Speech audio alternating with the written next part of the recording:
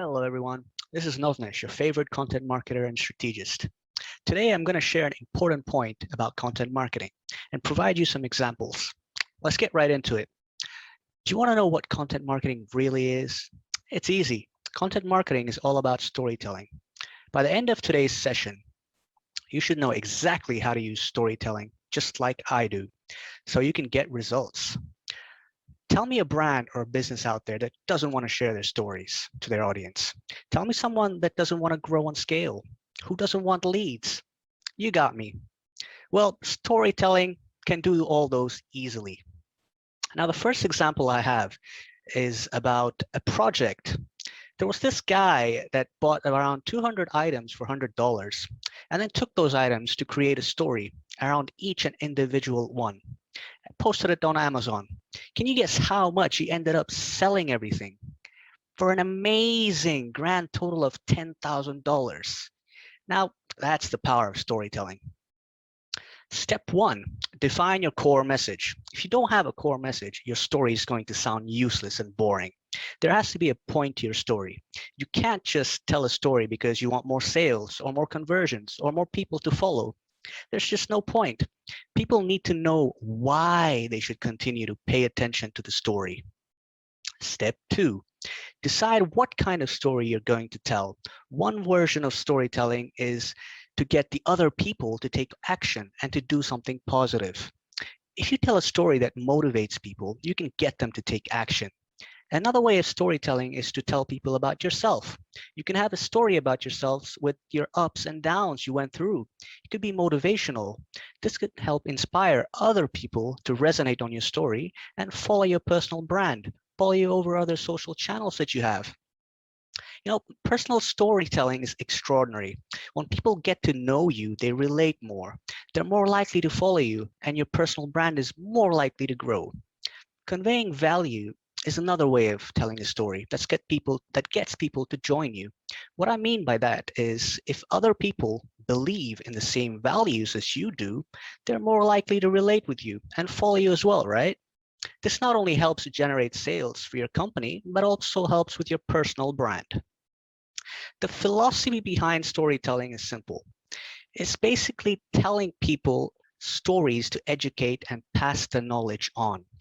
When you educate or pass knowledge on to others through a story, they're more likely to retain that knowledge and be able to execute on it in the future.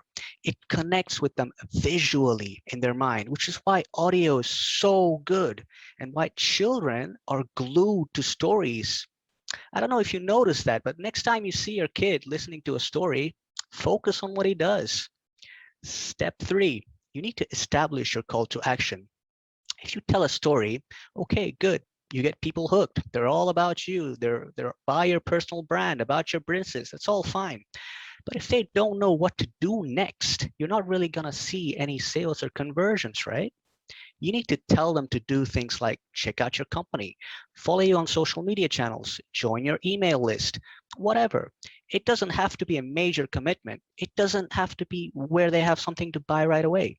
It could just be as simple as joining your list so that you can tell them more stories to build more of a connection with them, build more of a relationship, and then eventually convert them into customers. Now, before I let you go, because you have all the steps, I want to give you 3 quick bonus tips. You know, I've been storytelling for a long time, and I found that when a good story includes these 3 main things, it does much better. Well, so let's get over these bonus tips. Bonus tip number 1, you need to have characters. This allows people to see themselves in the story and be part of it. Without characters, there will be a disconnect between you telling the story and the person listening on the other end. So always have characters and make them relatable. Bonus tip number 2, you need a conflict.